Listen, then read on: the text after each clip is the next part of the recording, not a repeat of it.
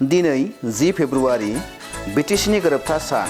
दिनै 10 फेब्रुआरि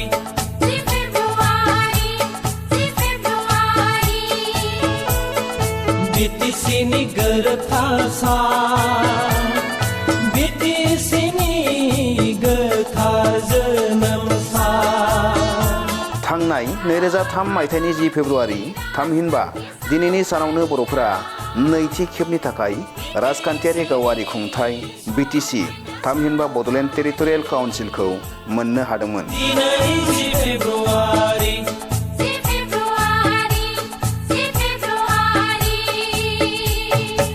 भारत सरकार, आसाम सरकार आरो बर'फोरनि सोमावसारारि हान्जानि 3 खनायारि सावरायलायनायनि गेजेरजों फारियै क'क्राझार, चिरां, बाक्सा आरो उदालगुरि बे दरब्रै जिल्लाखौ आवथायाव लानानै बर'फोरा दिनैनि सानावनो बे मोनसे जारिमिनारि बिटिसि गोरोबथाखौ मोनफुंनो हादोंमोन,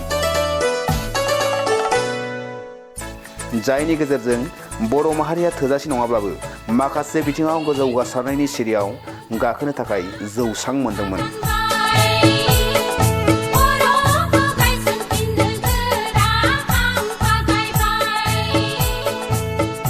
दिनै बिटिसि गोरोबथाया साना 23थि। बे सानखौ बिटिसिआव 17 बोसोर आबुं खुंथाय गोहोआव थाबोनाय बिपिएफ दोलोआ दिनै माखासे हाबाफारिफोरनि गेजेरजों मेहेरगोनाङै फालिदों।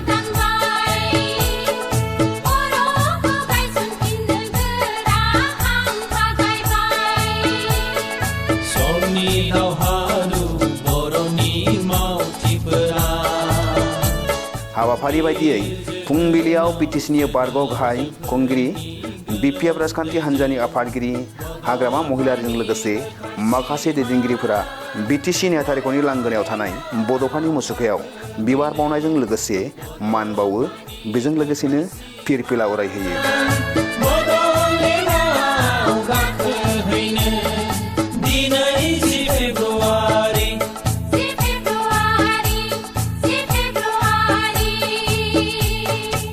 बेनि उनाव क'क्राझार देबोरगावआव थानाय मुंख्लंफोरनि खाम्फायाव बिबार बावनायजों मान बावो, लोगोसे सानजौफुआव गोरोबथा सानजों लोब्बा लाखिनानै मोनसे सावराय जथुमबो खुंफुंनाय जायो।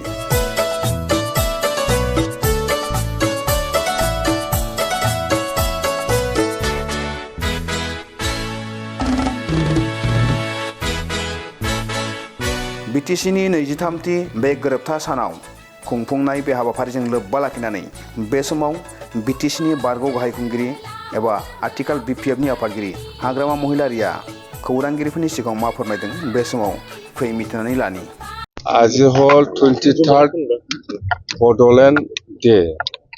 23rd বড়োলেণ্ড ডে এইটো আমি প্ৰথম কাৰ্যসূচী হিচাপে বিটিসি সেক্ৰেটাৰিয়েটত বডোফা উপেন্দ্ৰনাথ ব্ৰহ্মক আমি শ্ৰদ্ধাঞ্জলি জনাই আহিছোঁ। ইয়াৰ পিছত আমি নেশ্যনেল ফ্লেগ আমি হইষ্ট কৰিছোঁ। ইয়াৰ পিছত আমি এতিয়া 2624 যিটো মাৰ্চাৰ্ছ সিহঁতক আমি শ্ৰদ্ধাঞ্জলি জনাই আছোঁ। ইয়াৰ পিছত আমাৰ ৰাজহুৱা মিটিং হ'ব।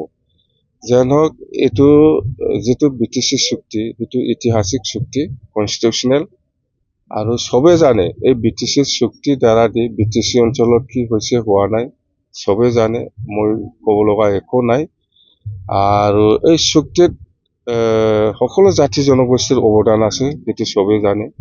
আমি সকলো জাতি জনগোষ্ঠীৰ পৰা সঁহাৰি পাইছোঁ, অসমীয়াই হওক, বেংগলী হওক, নেপালী হওক, ৰাজবংশী হওক বা আদিবাসী হওক বা নাথযোগী হওক বা সত্যধৰে হওক, সকলো জাতি জনগোষ্ঠীৰ পৰা আমি সঁহাৰি পাইছোঁ, সহায় পাইছোঁ। সেইকাৰণে আমি 2003 চনত 10 ফেব্ৰুৱাৰীত সেই চুক্তিটো আমি কৰিব পাৰিছোঁ আৰু সকলোৰে অৱদান আছে।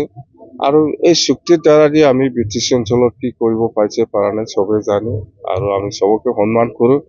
আৰু ভৱিষ্যত যাতে আমি আকৌ ইয়াতকে আৰু যাতে বেছি কাম কৰিব পাৰে তাৰ কাৰণে আমি ভগৱানৰ ওচৰত, ঈশ্বৰৰ ওচৰত, আল্লাহৰ ওচৰত মই প্ৰাৰ্থনা কৰিছোঁ। কথা সেইটোৱে, ৰাজনীতি একো নহয়। 2025ত বিপিএফ দল হিচাপে অকলে নিৰ্বাচন খেলিব আৰু বিপিএফে চৰকাৰ গঠন কৰিব। এইটো 100% খাটাং। ইয়াত কোনো শক্তিয়ে আমাক ৰখাব নোৱাৰে।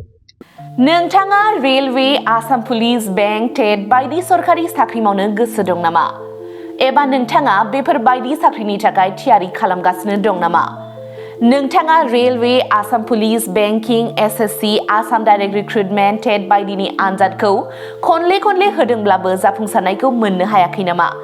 जुदि नोंथाङा railway, Assam police, banking, SSC, Assam direct recruitment, TET cum recruitment आनजादनि थाखाय थियारि खालामगासिनो दङब्ला नोंथांनि थाखाय लानानै फैदों मोनसे मोजां रादाब।